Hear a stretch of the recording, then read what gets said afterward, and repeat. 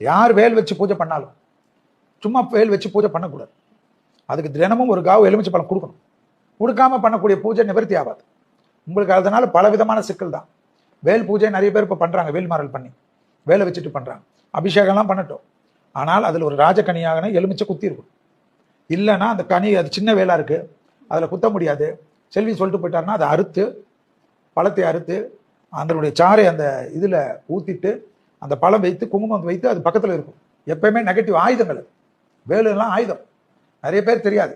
வேல் பூஜை பண்ணுறதெல்லாம் நம்ம தசாபுத்தி சரியாக இருக்குச்சு நல்லா இருக்கும். நம்ம தசாபுத்தி சரியில்லைன்னு வச்சுக்கோங்க, வேலு சூழலாம் அது வித்தையை காட்டும்.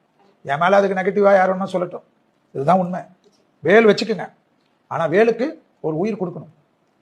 உயிர் என்பது ராஜகனியான இருக்கக்கூடியதான். அது ஒரு கனி, அது உயிர் உள்ள கனி. அந்த கனி தான் முக்கியம். அதுதான் காவு கொடுக்குது.